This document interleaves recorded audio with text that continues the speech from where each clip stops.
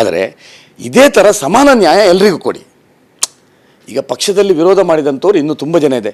ಪಕ್ಷದಲ್ಲಿ ಬಹಿರಂಗವಾದಂಥ ಹೇಳಿಕೆ ಕೊಟ್ಟವರಿದ್ದಾರೆ. ಪಕ್ಷದ ನಾಯಕರುಗಳ ಬಗ್ಗೆ ಭ್ರಷ್ಟಾಚಾರದ ಆರೋಪ ಮಾಡಿದಂಥವ್ರು ಇದ್ದಾರೆ. ಅವ್ರ ಮೇಲೆ ಏನಾದರೂ ಕ್ರಮ ಆಯಿತಾ? ನಾನು ಇಷ್ಟವರೆಗೂ ವಿಧಾನ ಪರಿಷತ್ ಸದಸ್ಯ ಆಗಬೇಕು, ನಾನು ಶಾಸಕನಾಗಿ 3 ಬಾರಿ 1 ಸತಿ ಸೋತಿದ್ದವನು, ಪಕ್ಷದಲ್ಲಿ ವಿಧಾನ ಪರಿಷತ್ ಸಿಗ್ತದೆ ಅಂತ ಕಾಯ್ತಾ ಇದ್ದೆ, ಎನ್ರೋಲ್ ಮಾಡಿದ್ದೇನೆ. ನಾನು ವಿಧಾನ ಪರಿಷತ್ ಸದಸ್ಯ ಆಗಬೇಕು ಅಂತ ಇಲ್ಲಿ ಸ್ಪರ್ಧೆ ಮಾಡಿದ್ದು, ಯಾರ ವಿರುದ್ಧ ಅಲ್ಲ. ಅವರು ನನ್ನ ಇದು ವೈಯಕ್ತಿಕ ಸ್ವಾತಂತ್ರ್ಯ, ಇದು ನನಗೆ ಜನಪ್ರತಿನಿಧಿಯಾಗಿ ಸ್ಪರ್ಧೆ ಮಾಡುವಂಥದ್ದು. ಸೊ ಅದಕ್ಕೆ ಇಷ್ಟು ಕಠಿಣವಾಗಿ ವಜಾ ಮಾಡ್ತಾರಂತಾದರೆ ಪಕ್ಷದ ವಿರುದ್ಧ ಇವತ್ತು ಮಾತಾಡುವಂಥವ್ರು ಎಷ್ಟಿದ್ದಾರೆ?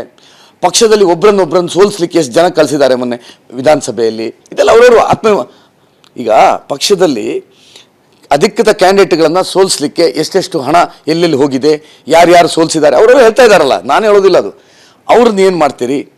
ಪಕ್ಷದ ವಿರುದ್ಧವೇ ನೇರವಾಗಿ ಓಟ್ ಹಾಕಿದಂಥವ್ರು, ವಿಪ್ ಉಲ್ಲಂಘನೆ ಮಾಡಿದಂಥವ್ರ ಮೇಲೆ ಏನು ಕ್ರಮ ಆಗಿದೆ?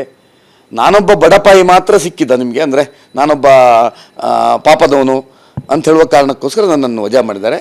ನಾನು ಅದರಿಂದ ಏನು ವಿಚಲಿತನಾಗಲಿಲ್ಲ. ನನಗೆ ವಿಶ್ವಾಸ ಇದೆ, ನಾನು ಗೆದ್ದ ಮೇಲೆ ನನಗೆ ಮತ್ತೆ ಪುನಃ BJPಯಲ್ಲಿ ಜಗದೀಶ್ ಶೆಟ್ಟರ್ ನಿದರ್ಶನವೇ ಈ ವಜಾ ಆಗುವವರಿಗೆ ಒಂದು ಮಾರ್ಗದರ್ಶಕ. ಅಂದರೆ ಜಗದೀಶ್ ಶೆಟ್ಟರ್ ಅಂತವರು ಪಕ್ಷವನ್ನು ಅಷ್ಟು ಅವರು ಒಯ್ದಿದ್ದಾರೆ ಆ ಕಾಲದಲ್ಲಿ, ಪಾಪ ಬೇಜಾರಾಗಿ.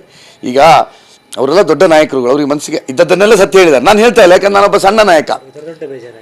ಅವ್ರಿಗೆ ದೊಡ್ಡ ಬೇಜಾರಾಗಿದೆ. ಮತ್ತು ಅವರೆಲ್ಲ ನಾಯಕರುಗಳು, ಮಾತಾಡೋದು ನಡೀತದೆ. ನಾನೊಬ್ಬ ಸಣ್ಣ ಕಾರ್ಯಕರ್ತ, ನನಗೀಗ ಚುನಾವಣೆ ಗೆಲ್ಲೋದು ಹಾಗಾಗಿ ನಾನು ಯಾರ ಬಗ್ಗೆ ಮನಸ್ಸಲ್ಲಿ ಎಲ್ಲ ಇದೆ, ಅದನ್ನು ಮಾತಾಡಲ್ಲ.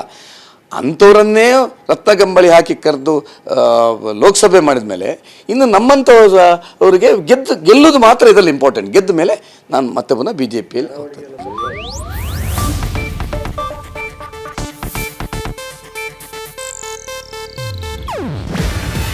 ಇದು ಏಷ್ಯಾನೆಟ್ ನ್ಯೂಸ್ ನೆಟ್ವರ್ಕ್ ಪ್ರಸ್ತುತಿ. ನೀವು ನೋಡ್ತಿದ್ದೀರಾ ಏಷ್ಯಾನೆಟ್ ಸುವರ್ಣ ನ್ಯೂಸ್.